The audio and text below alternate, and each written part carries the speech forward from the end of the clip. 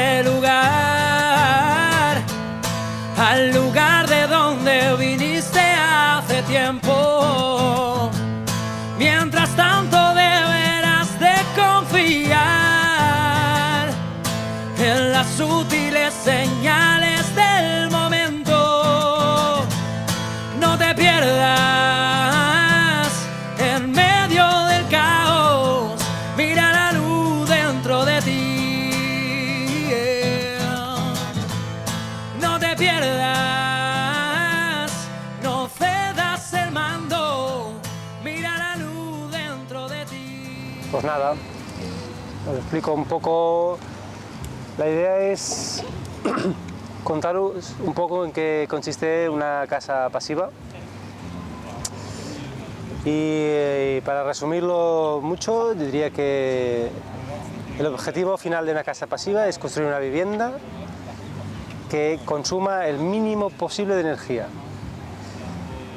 Que la casa en sí consuma el mínimo de energía. Esto no significa, porque a veces se confunde con que si tiene placas, si no tiene placas, si tiene sistemas de autonomía.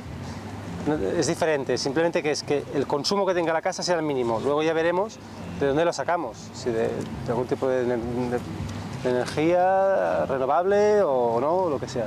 Es decir, lo que vamos a intentar construir es una vivienda que consuma lo mínimo posible, energéticamente hablando.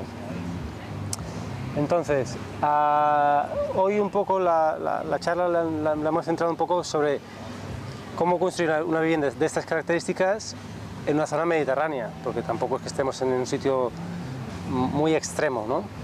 Aunque sí es verdad que estos sistemas han venido un poco de lugares extremos, sobre todo de la parte alemana, que es donde hace más frío. Entonces, bueno, en primer lugar, una cosa que queremos destacar que es una casa construida con madera, pero no es una casa de madera. Esto significa que tiene parte de la estructura de madera, pero incluye muchos otros materiales, ¿no?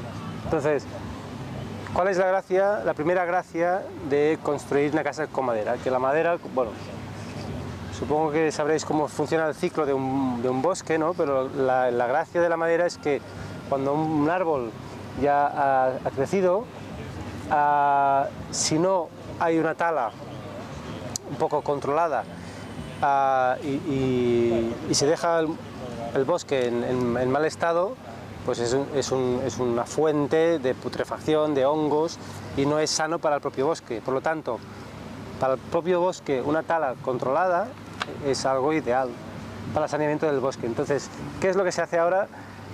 Pues cada vez que se tala un árbol, si es una tala controlada y certificada, se planta otro. Entonces, esto ya de entrada nos está garantizando que parte de la estructura que nosotros usamos, que es estructura de madera, es un material muy sostenible, ¿no? Porque proviene de talas controladas. Entonces, otra de las cosas positivas de construir una casa con madera es que tiene un balance positivo de CO2, es decir, la energía que se necesita para producir hormigón, ladrillos, todo esto, si se hace un nivel de comparativo de CO2, es muy influyente también a la hora de contabilizar la parte sostenible de una vivienda, ¿no? Sin embargo, la madera necesita de muy poca energía, es decir, talar un árbol y pasarlo por una cepilladora para dejarlo tipo tablón, necesita muy poca energía, ¿no? Y por último, la durabilidad, es decir, si nosotros cortamos... ¿Me permite? Sí.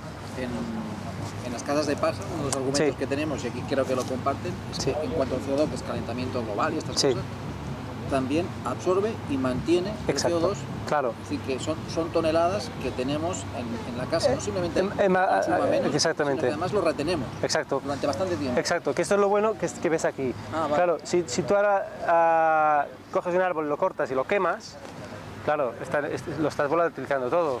Sin embargo, si tú esta madera la vas a conservar durante la vida de una casa, que podemos poner una vida media perfectamente de 100 años, claro, le estás dando todavía mucha más durabilidad en ese sentido al propio CO2, ¿no? Es como un almacén de CO2. Es como un almacén porque se autorregula, ¿no?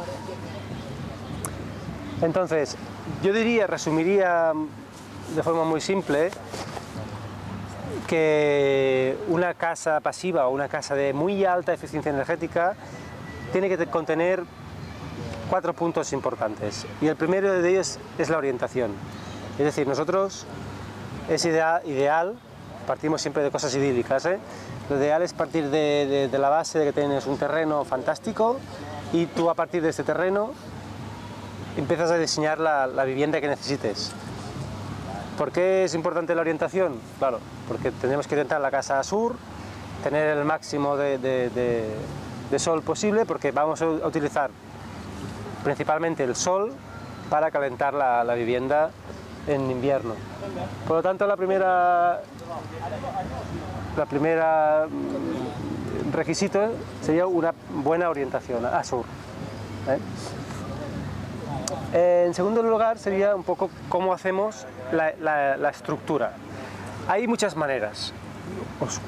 Hoy os contaré la que hacemos más habitualmente, que es una estructura de entramado ligero, y un poco qué usamos, ¿no? Porque, como os decía, construimos casas con madera, no de madera. Es decir, utilizamos parte de madera. ¿Pero qué madera utilizamos?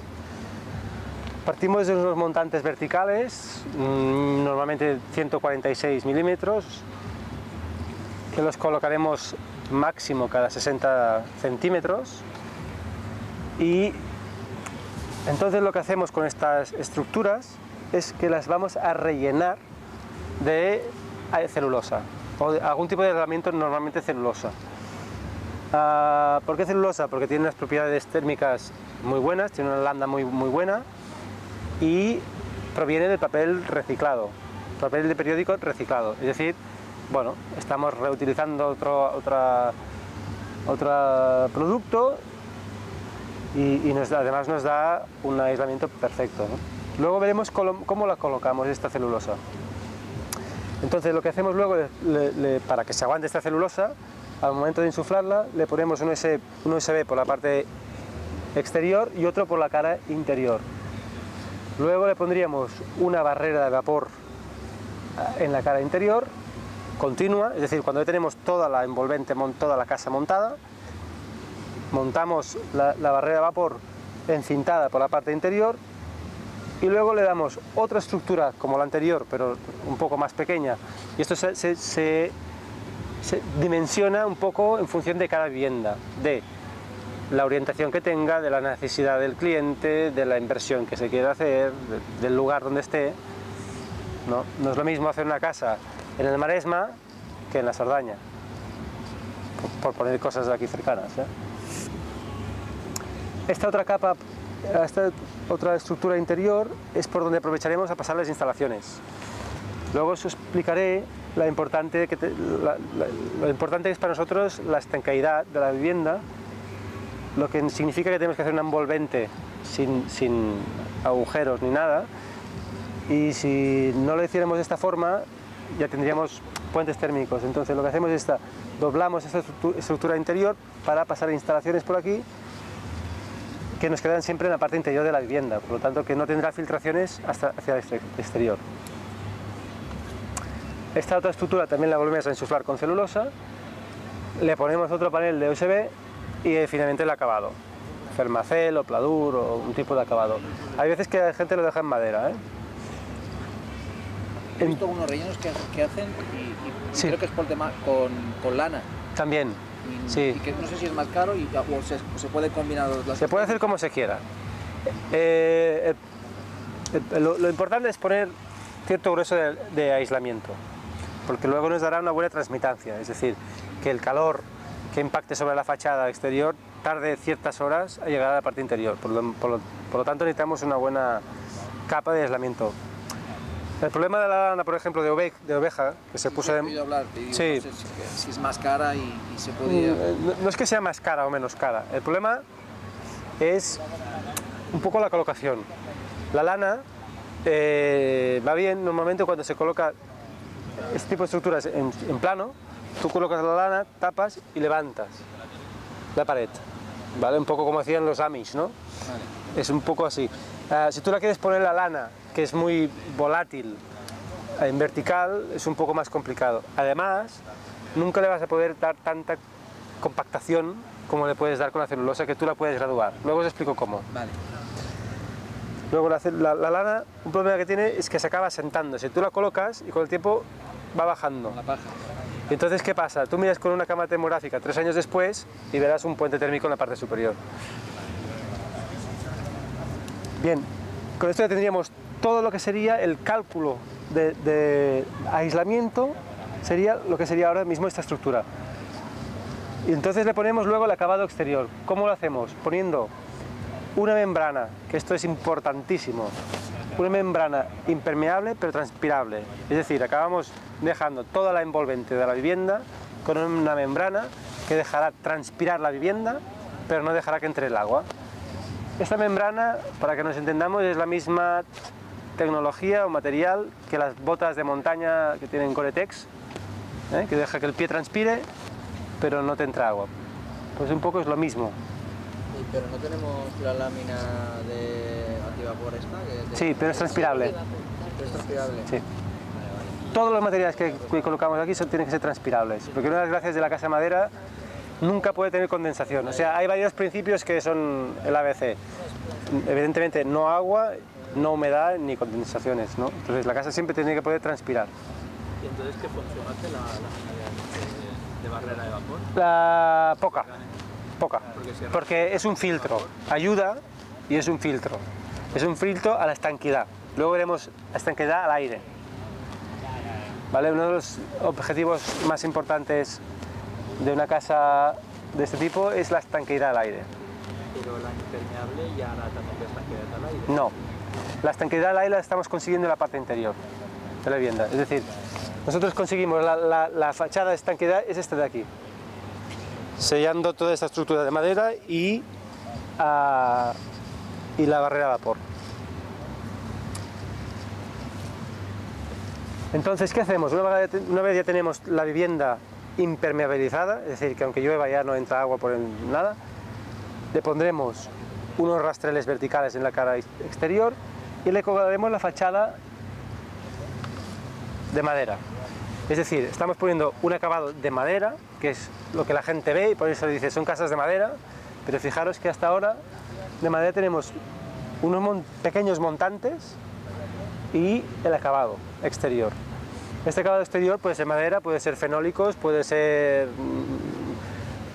fibra de madera. Hay una fibra de madera que se puede dar un revoco, luego lo veréis también.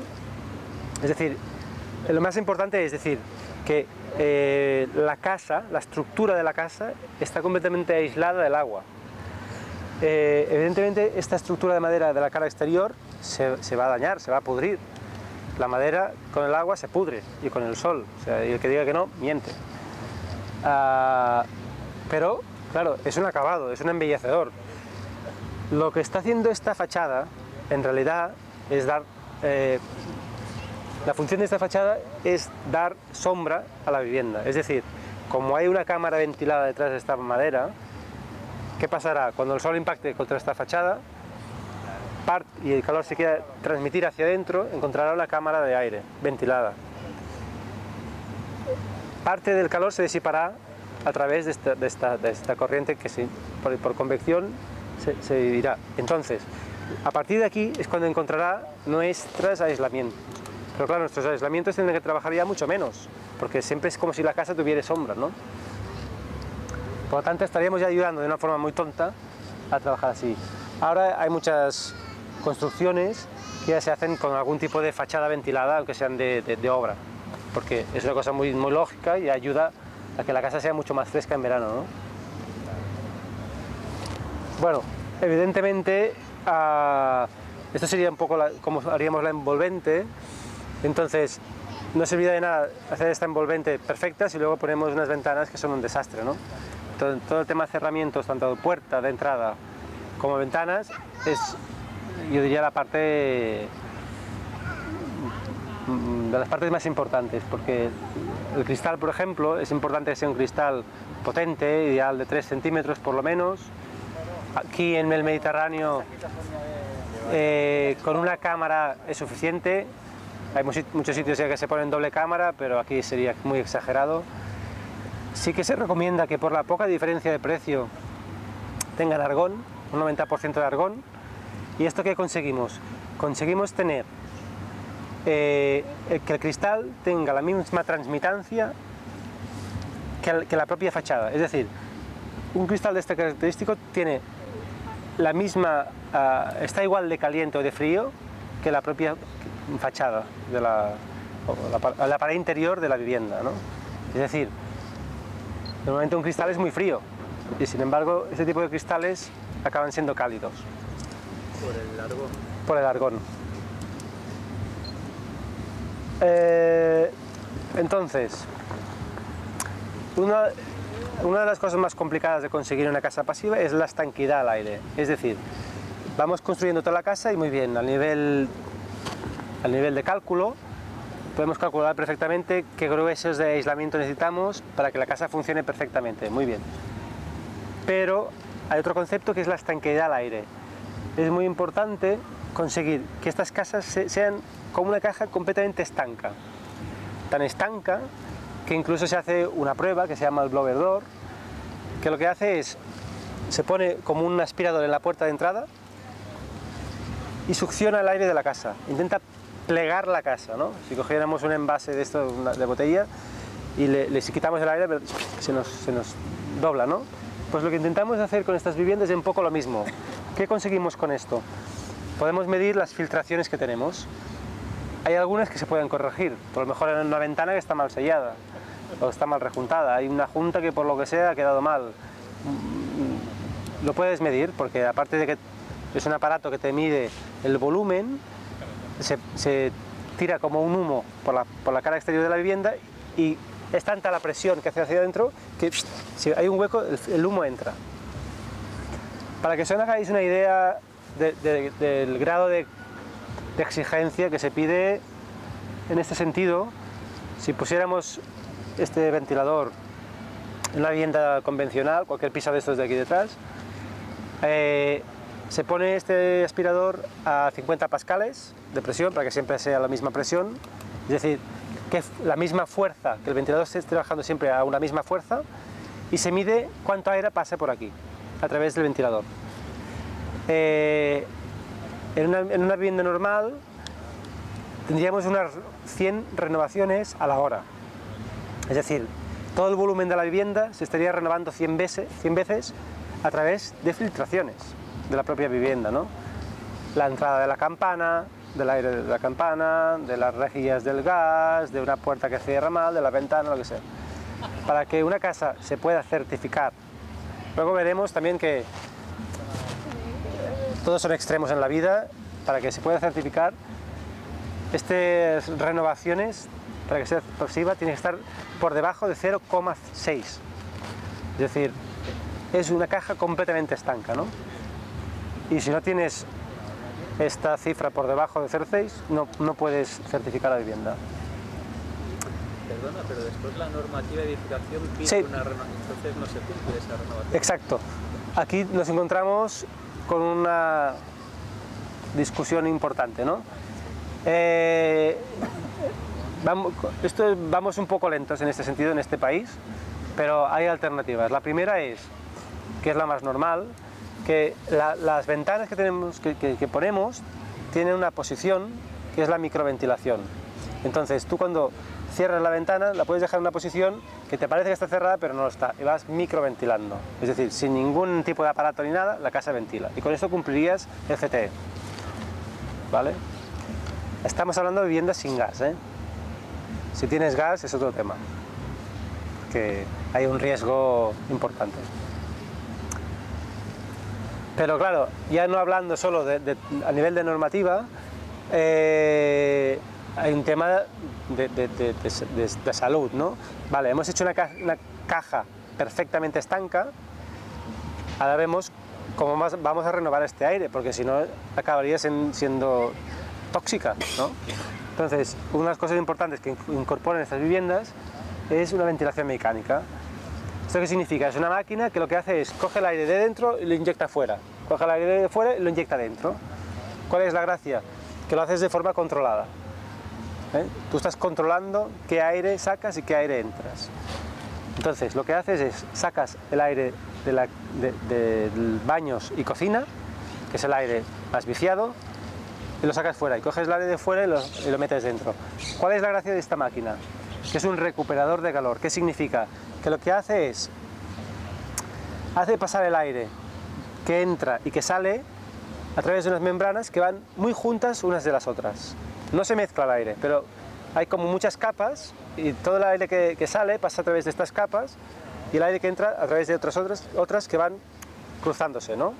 Entonces, ¿qué pasa? Imaginemos que fuera estamos a 0 grados y dentro estamos a 20 grados ya. Al pasar este aire tan cerca uno del otro, parte del calor del aire que saldrá pasará al aire que entra.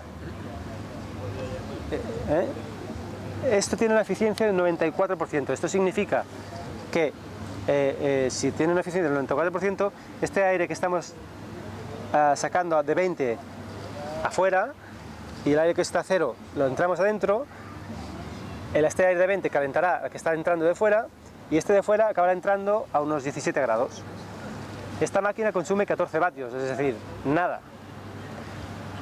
¿Cuál es la gracia? Bueno, si tú tienes una casa muy estanca y estamos fuera a 0 grados y estás entrando el aire a 17, tú tendrás que calentar este aire de 17 a 20, por decir algo. Son 3 grados. Sin embargo, ¿qué pasa si no tienes un aparato de estos?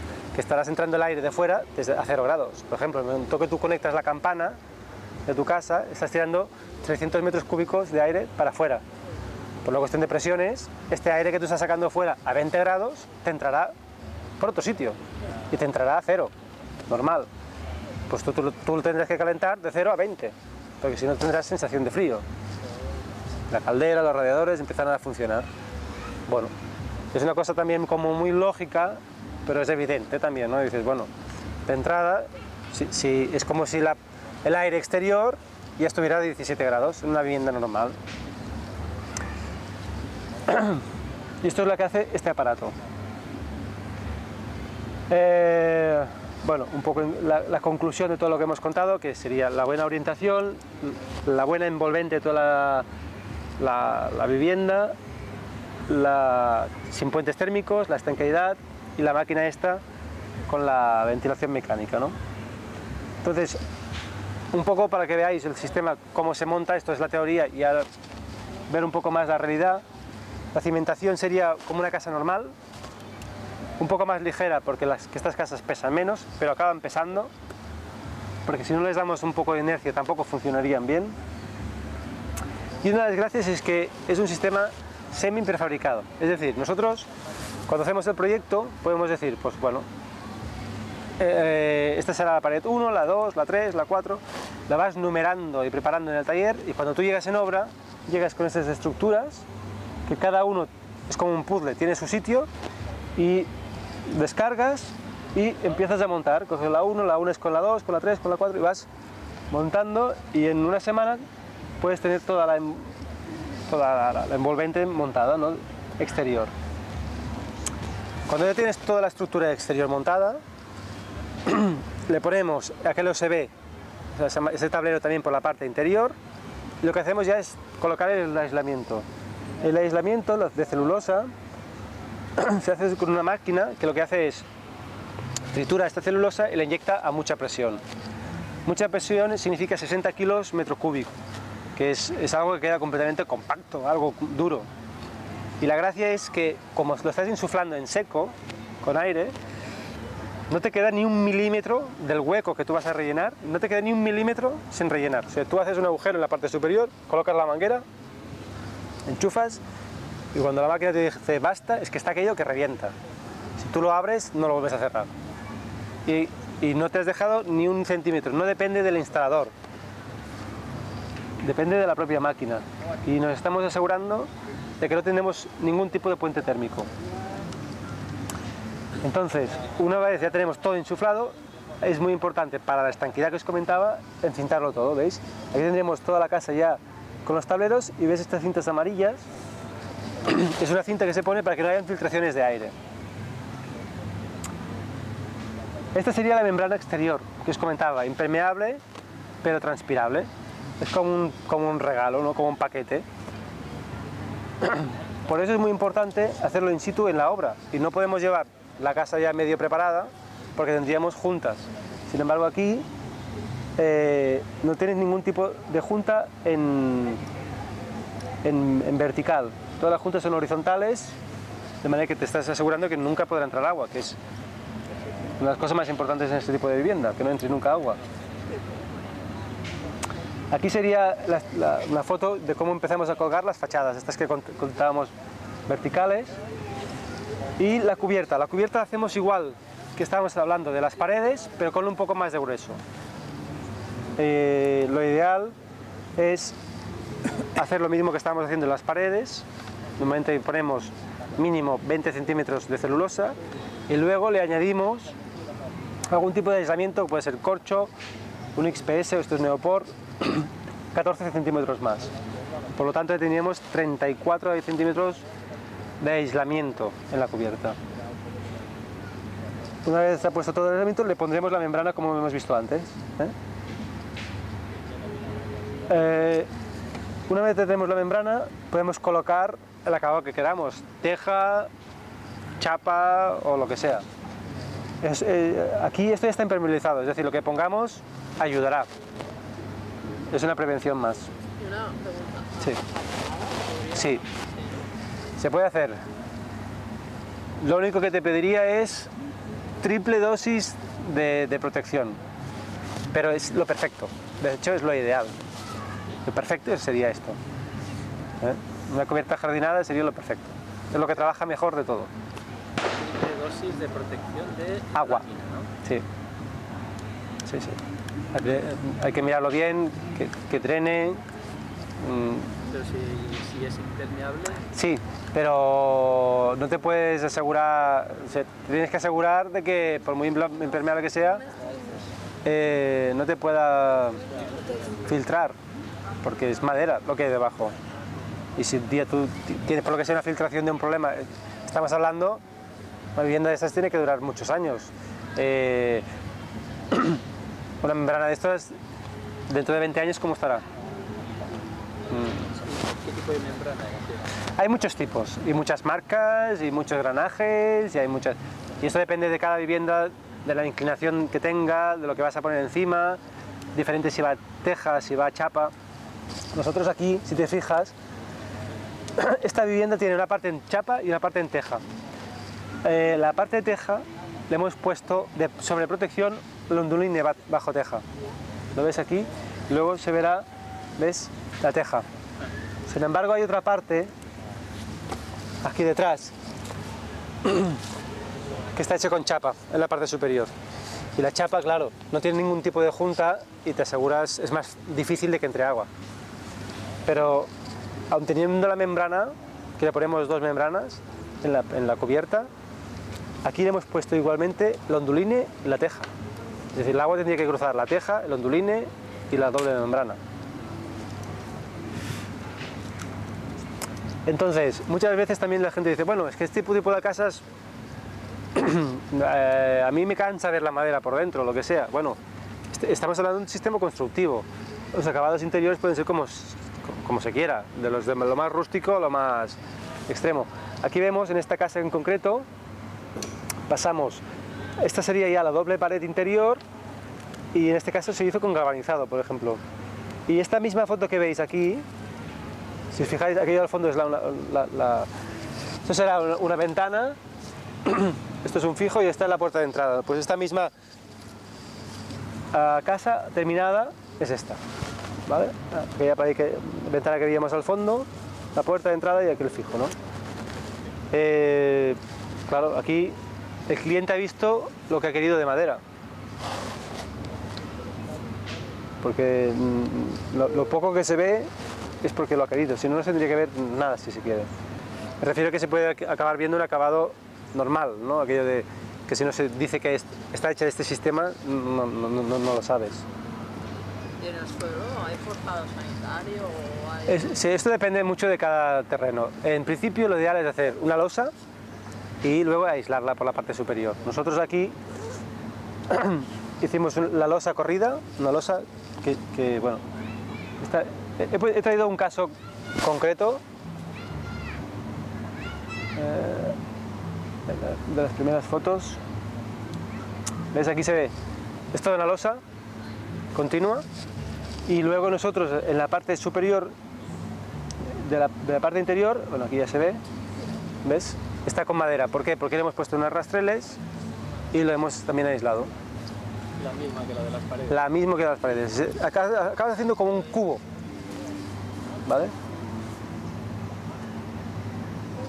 Esto es un extremo, ¿eh? Es una casa pasiva certificada, es decir, tiene los niveles más altos de aislamiento. Esto es una casa que está cerca de aquí, en Palau de Plegamans, y es una casa que no tiene calefacción. No usan calefacción. Y no bajan de los 20 grados en invierno. Evidentemente cualquier tipo de acabado interior es el que se elija, no tiene por qué haber un sistema concreto.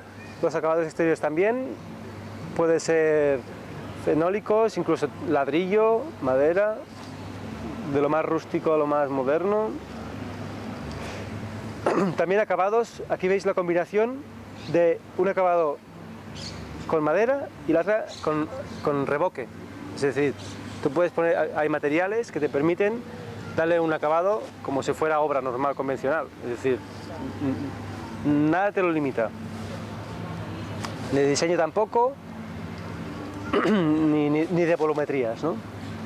Entonces, por último ya, para no daros más la tabarra, un poco la comparativa a nivel energético, ¿no?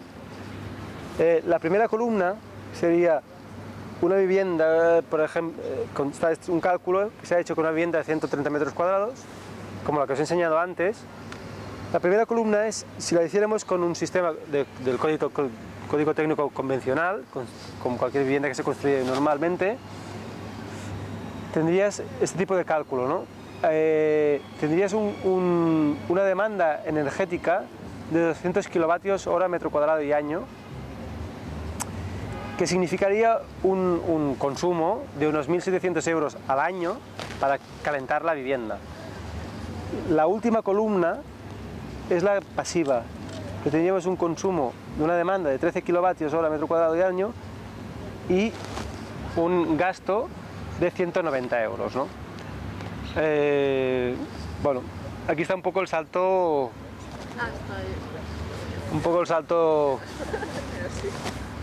de nivel de demanda de calefacción, ¿no?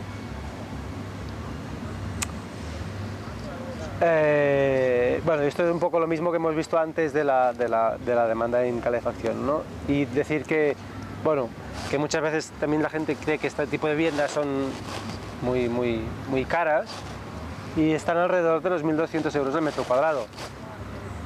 Toda la vivienda, que si acabas mirando lo que acaba valiendo una casa convencional, un poco bien hecha, no se aleja mucho, ¿no? Y bueno, no sé, si tenéis algún tipo de dudas o preguntas.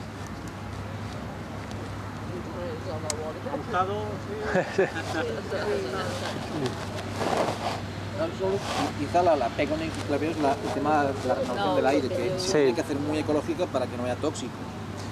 Sí, sí. Esto normalmente la pregunta, lo que se suele comentar, ¿no? Bueno, pues la he hecho yo. Es normal, no, es normal. Claro, tú estás haciendo algo muy estanco y dependes de una máquina para que te ventile.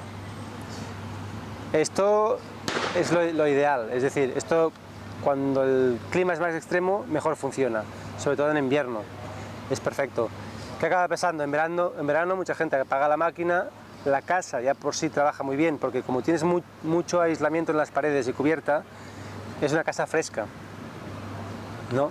Entonces, luego lo que tienes que conseguir es proteger en verano que los cristales no tengan sol. Hay que tener algún tipo de protección, algún tipo de persiana, algún tipo de árbol de hoja caduca, algo, que el sol no impacte contra el cristal.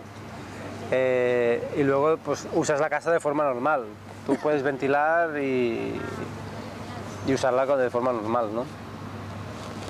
El tema es garantizar una circulación la pregunta es sobre de que estamos renovando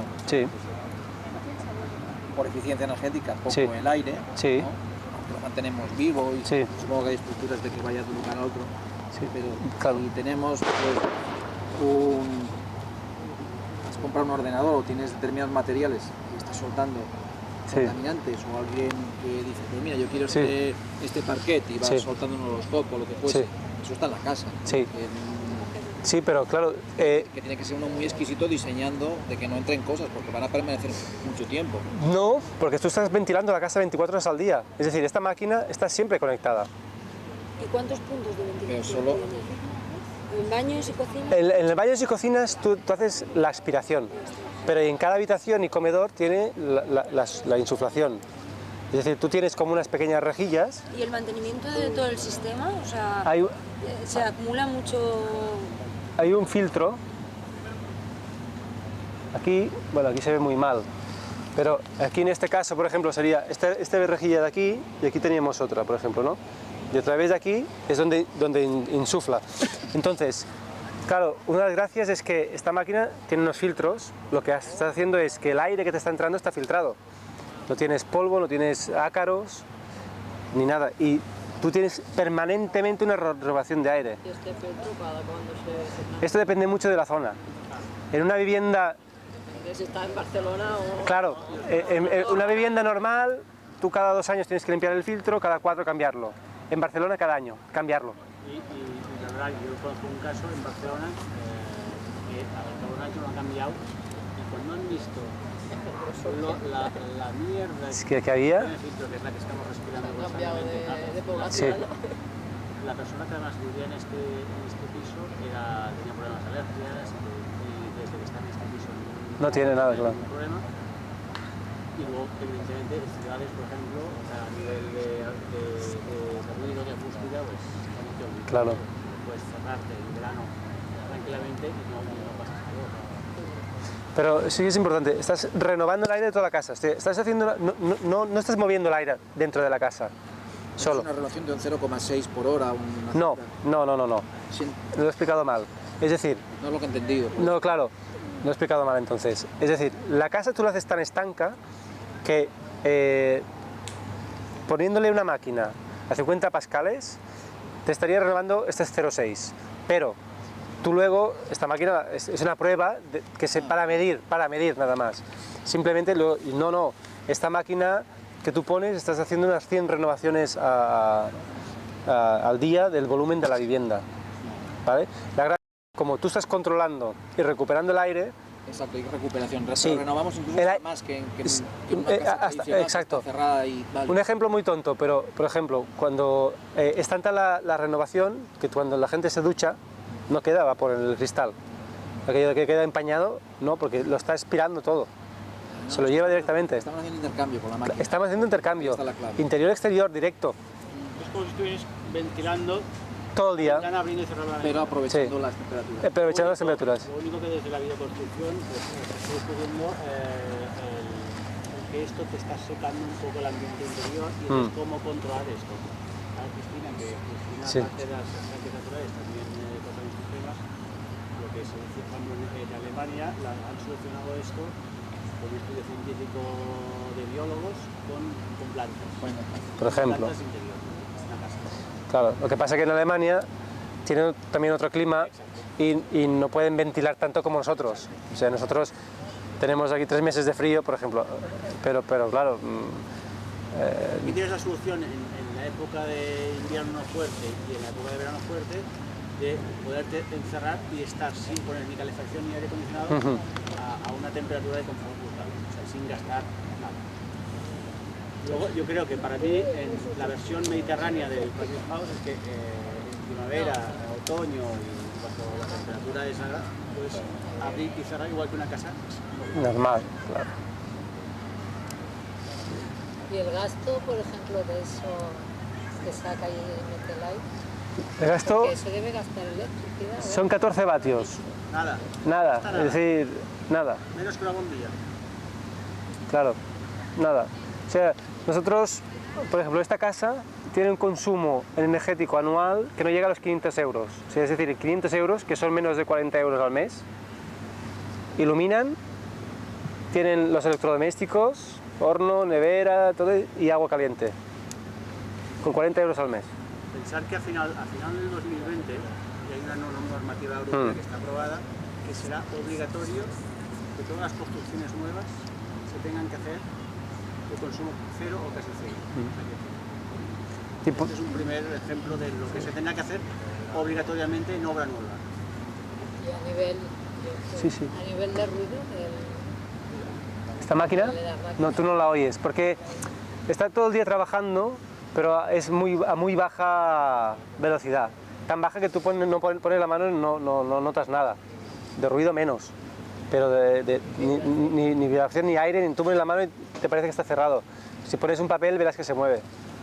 Pero esto es la posición normal, porque tiene varias posiciones. Si tú un día estás haciendo una fiesta, vas a tener que darle un poco más de chicha, o un día haces sardinas. Claro. ¿Has explicado lo del pozo canadiense? No. Hay la versión también un poco que si quieres, el aire que coges de fuera, lo introduces por un tubo que lo entierras 1,5 metros, que es como a 1,5 metros, la temperatura es constante todo el año, una temperatura muy agradable, pues tanto en verano te la enfría como en invierno te la calienta, pues ya la estás metiendo dentro de casa a una temperatura mucho más agradable que la exterior. Ayudas aún más. Igual estás mejorando mucho. Este 0,20 que decíamos, si tú lo pasas a través de este tubo, como la temperatura de tierra me parece que son 14 grados, si tú lo haces pasar durante un rato a través de un tubo que está a 14 grados, el aire se acaba calentando a 14 grados. Y cuando tú lo quieres entrar y haces el cambio con el otro que está a 20, pues de 14 a 20 es más fácil. Y como la eficiencia es la misma, pues en vez de entrarlo a 17 como antes, lo entrarás a 18,5. O 19, o sea, aún ayudas mucho más. ¿Y esto a nivel de edificio en sí, de pisos? Sí, también se hace. Hay aparatos estos que son comunitarios. No por el aparato en sí, sino el tipo de construcción. Sé que hay algún edificio Sí. de madera que se ha hecho de 4 o 5 pisos. Sí, sí, de volumen. Sí. En Italia se ha hecho uno de 6 plantas, pero se están haciendo estudios de hacer rascacielos ya, ¿eh? O sea, no. Se ha hecho uno de 4 plantas.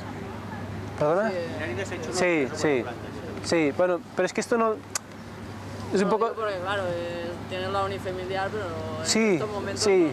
no podemos ir haciendo... No, está claro. No, pero aquí lo único que tienes que sobredimensionar es la dimensión de carga y ya está. Independientemente luego de todos los aislamientos que pongas que son necesarios, ¿no? Pero claro... El viernes vendrán a hablar con lo de Paja. Paja ya está levantando edificios de 4 plantas, la madera que es mucho más resistente que la paja, imagínate. Claro. Con paja ya puedes hacer edificios de hasta 4 Pero plantas. paja y la estructura, Claro. Paja sola es una cosa. por eso. Claro. La paja como aislamiento, como aquí se llama la celulosa, un poco. Sí. A ver, esto es un extremo y de una manera, pero por ejemplo en Barcelona ya está diseñando una vivienda de 4 plantas que tendrá 4 pilares de hormigón para levantar las 4 plantas y todo el resto, la envolvente y todo es madera. Y luego los puentes térmicos que pueda quedar. Los pilares quedarán interiores. No es lo ideal. No es lo ideal. Pero, claro, si digamos que tú harás como 4 forjados unidos con unos pilares, pero luego tú haces toda la envolvente por fuera, de manera que el puente térmico no te irá hacia la parte exterior, ¿no? Hay que buscar truquitos de estos así tontos, pero sí. ¿Vale? Pues venga. Vale, gracias. Al lugar de donde viniste hace tiempo. Mientras tanto deberás de confiar en las sutiles señales